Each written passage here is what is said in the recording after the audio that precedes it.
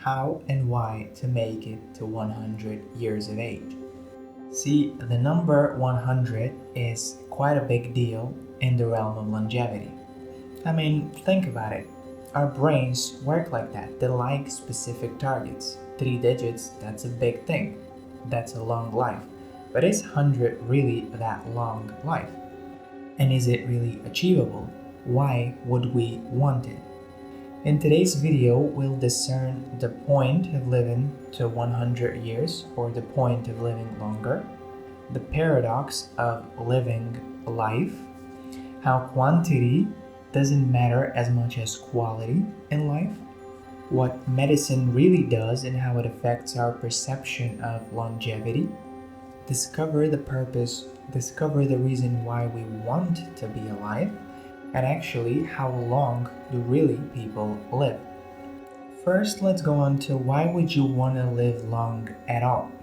A lot of us have this image that when we're 80 plus, life just sucks. We're immobile, fragile, we're not really getting the pleasures of life. We're sedentary, da da da. Ask what do you want in life and why do you live?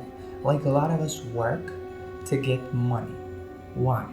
Because money could to a degree buy us freedom so we can do something we want in our free time. That's a hobby, that's hiking with the family, that's learning a new instrument, that's partying, whatever. Why? Because these acts or this way of spending time will bring us happiness. Or you could call it joy or satisfaction, pleasure, any emotion really. It's what we're after. It's because we want to feel good. And experiencing life is the central part to getting us to feel good. To us, this means living.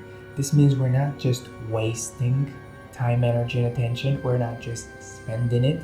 We are investing it to experience something, aka to live life. And why do you want a deep, meaningful life? I don't think there's a lot of debate around this. It's not like a dilemma. Like if I were to ask you whether you would rather be rich or poor, you'd pick rich every day of the week. Whether you'd be healthy or unhealthy, you would say healthy. Whether to have a longer or shorter life, you would go for longer. Whether you'd have a deeper, more meaningful life or a shallow, put in a box type of lives, you will all choose to have a deeper, more meaningful life. It's just because some things are better than others. It's because using and experiencing and living life is about that. That is kind of the central, the primary thing, the prerequisite towards us wanting to live longer, to experience, to enrich it. The longer life is, the more chances we have to fill it up with experiences. As simple as that. Every year gives us an additional 52 weeks worth living, 365 more days to be grateful for. To create deeper relationships and connect deeper, to travel and visit more places, to try more foods and pleasures of life, to create, produce more in business and have a greater impact on the younger generation, etc. Now, let's touch upon the quality versus quantity. 40 years of well-lived, deep and purposeful life beats 80 years of shallow suffering. See, that is logical. I have one wealthy friend who lives life very dynamic, fast, furious, and he's also getting a lot of the enjoyment that most people would want. And I asked him, why do you live like this? Like, is this what you actually want? And he told me that the regular life is not for him. He wouldn't have wanted it even if he could live 200 years in that kind of life. You should kind of do the things that you want to do. And so quality matters. But later we'll see why living life the way we think of it is not really a way to live life. It's just our short-term pleasure-seeking minds asking us to do that. If we don't travel, create, grow, and challenge ourselves on a daily, life becomes way more boring and less interesting. It becomes more shallow. And is it really worth living it long term like that? There was a quote from, I forgot who the philosopher was, but he said, if you know how to leave it, there is enough time in life. And this channel that is in the niche of health. This is where I think health plays an important role. Being healthy, being of high energy, feeling better, being able to move more, being able to think clear is what heavily contributes to living a life of higher, greater quality. So when we're talking about longevity, don't think about a fixed span of years, like I'm gonna make it to 100. If you didn't live life the way you wanted to, if you didn't experience enough and challenge yourself enough, then it is not really worth it to live to 100 or 200. So think of it more like life quality. The paradox here is better life quality oftentimes contributes to living longer, primarily because you kind of want to live your life. It's interesting, it's dynamic, something is happening, you are challenged, you're growing, so you like to keep on going, you like to keep on living, and so you try to do what's in your power, for example, support health and do the healthy thing to keep on living this life. As in most other areas, quality beats quantity. A life of high quality filled with movement, action, challenges, growth, depth is way more worth it than a long life full of shallowness and suffering. Let's touch on the paradox of living life. You have probably seen, heard, and you've probably at some point thought that living life to the fullest is all about spending and drinking alcohol and short-term pleasure and drugs and all of that. But in reality, obviously such a short-term intense pleasure is rewarding, but it's not the depth that we're looking to get from life. As in, all of these things can be enjoyable to a certain degree, and it's not like they shouldn't be because they don't contribute to a long life. Is that when you think about what's the deeply meaningful, enjoyable experience, it's often not lying in distractions like TikToks and Netflix binging and quicksand. It often lies into something that makes us grow, that challenges us and the persona we are. It's connecting, it's growing, it's creating, it's risk taking, it's moving, it's exploring, it's learning. All of these things is what we're after. I'm going to give you a quick example. So let's say you could meet someone and you could instantaneously get the quick pleasure act of sex. Would you rather have done it, or would you have rather connected, communicated with that person and explored the depth of the potential of that relationship? Most people may think the first one is better, but the reason you could like life so much, or what are you looking for in life, is a sense of belonging, it's a sense of connection, it's a sense of community, it's a sense of unity, and not really just a quick pleasure. If that was true, most introverted individuals who do extreme bouts of binge watching, and whether that's serious shows, comedy, entertainment, porn, and do a lot of drugs, alcohol, and eat a lot of processed foods, these individuals would be the happiest and they would like to prolong their life and live longer. But are they? This is where I think of living life in a different way. And being healthy promotes longevity. It can be worth living a deep life filled of experience no matter what. We don't necessarily need alcohol and drugs to uplift that experience. If we could just be actionable enough, dynamic enough, things and experiences will come to us directly. And if we could just sort of sharpen our attention and really soak all of that and process all of that, that's what really living life is about. It's not about stimulating your brain to get a specific chemical up so you feel very good in the short term. Living life isn't about partying, drugs, or sex. Life is so much more than that. If we think that's all there is to life, we live shallow. We haven't gotten close to the depths of what life can be. Maybe our work is so boring and meaningless that these things represent life. Life is meaningful work. Life is deep connections. Life is traveling and exploration. Life is learning new things. Life is enjoying our food. Life is overcoming challenges. It's not the little glimpse of pleasure that you have stuck in a cup of coffee playing with your dopamine. As science developed, new and better medicine is coming out every day. And so the point of medicine is the ability to either offset disease or to mask the symptoms of disease so we can live longer on paper. See, but while it seems that we are living longer, does that really mean we're living at a higher quality? Like, did we just mask sickness or did we really get healthy and enjoy life? Because if life quality isn't better, then what's the point?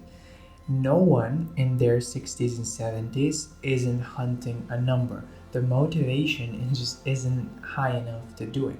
How worth it is it spending a life that's half dead, that's half sick? This is where life quality comes into play, like the importance of it grows. If you compare it to our ancestors, are we really living longer? Yes, but because of different things that have improved, like hygiene and medicine and science and diagnosis and detection of stuff, etc. However, though, right, if we look at pure life, how much life have we taken and experienced out of life? Are we living longer from a standpoint of pure life? And I don't really know. Like, I can't answer that question. I don't have the data. But it's a good exercise for your brain to understand why you want to be healthy, why you want to be energetic, because that's the pure form of life that means something. That being able to live like you want is the amount of years you want to lengthen, not the total amount of years. And this is where health comes into play. The best thing to support your pure living is by being healthier and more energetic. Now I want to talk about the average lifespan. Depending on who you are and where you live, most people are expected to live, men about 69 to 75, women about 73 to 80 years of age. Now, think about that for a second. Like, time is actually finite. Time is actually finite. And most of us, we just stroll through life never thinking about this. Like, this is, yes, death exists, but it's not something that is gonna happen to us. But it is. Like, we like to live as if we were immortal, but we're not. I feel alarmed when I think about it. So two things we can do for this. First thing is we can extend life. This is basically acting towards optimizing your physiology so your DNA shortens slower and your body can fight the numerous stressors that age you. Next thing is enjoying life, because as we said, longevity is about extending the pure living part of life. And if you're not finding ways to enjoy it, if you're not risk taking, growing, creating, traveling, connecting deeper, taking more bigger challenges, taking those adventures and doing stuff, then you can live to 500 if you want. If life's not pure, enjoyable, and deep, then we don't really have much from it. So think about those 2 points. One is optimizing your physiology to lengthen life, and the other one is enriching your life experience by doing more new, deeper, challenging things. How much life have you got left? Let's do an exercise. Let's cut life at 100 years, because we all think we'll outlive. Subtract it by your age. I'll lead. 100 minus 25, that's 75 years. X 52 weeks, that's 1,875 weeks. Not a lot of weeks, is it? If you don't trust me, just put them into little squares and tick one off every week. It goes by fast. You don't want to waste it. You want meaning. You want depth. You want challenges. To change both your lifestyle, so to be healthy and extend life, and how you live your life, so how lively and exciting it is, you need a strong reason behind. Like most people who don't like where their life is going, who don't like themselves, are responding bluntly to these two things. Like, why would I want to optimize my physiology and live longer? Why would I like to live more exciting? You know, that's because there isn't a very strong desire to do it. It looks like life kind of sucks and I'm stuck in repeating the same old patterns and ideas and things, and I'm just kind of strolling through it, you know? But isn't it in our power to change that? We only have one shot, literally. Like, live it or waste it. And the paradoxical thing is, we all really want deep, meaningful, enjoyable life, yet we're not willing to take the action that is going to bring us there. So, is it better living this comfortable, cozy, stable, unfulfilling life? Or is it better to jump off? Literally, a lot of things connect discipline and being very determined to do the good things so we can unlock the life, da da da. No, this isn't for you being disciplined or proving someone anything. This is you realizing that you want to live your life on the other side of that fence of fear. Actually, that is what you would enjoy much more. And you need to do whatever's in your power to gather, manage, manipulate the resources like energy you have to jump over that fence and start on that new journey and explore life better. If life sucks and it's not worth living to want to extend it, but we still keep on going at it, why not improve it? We will have it until we don't. And then it's game over. How about we use it to the max of our abilities? Get off the couch, be honest with others, start the business, eat nutritious, sleep like a caveman, lift like Thor, create magic. You play it, you own it, you can change it. What's stopping you? To close off, I want to take an idea from Nathaniel Drew, who took this idea from another philosopher, and just expand on it a little bit more. So, what makes life feel long? We've all been on a vacation, and the first 2 3 days seem like, oh, so much time has passed, so many new things have happened. But then, as the vacation ends, 2 days afterwards, when we're just like having a little time lapse, a little glimpse of everything that has happened, you're like, oh, that vacation went by so fast. And people on deathbeds are probably doing the same, scrolling through their life back. So, what makes life feel longer? It's novelty, it's new things, it's new experiences, it's the depth that we were able to pull in and take in. So, living life in a constant routine makes life feel like it is passed by quicker, makes time feel like it is passed by quicker. Living a more dynamic life with more experiences and more things happening brings you novelty. So you remember that park you were at, that food you tried for the first time, that party you went for the first time, this new person you connected, this big risk you took in your business. These are like memorable moments. And that novelty is what makes your life feel not just long, it makes it feel fulfilling. That's all I have for you today, folks. Enjoy your day and comment down below, what do you think of this kind of content? I'm trying to make something new with this thing I called Human Series. Thanks.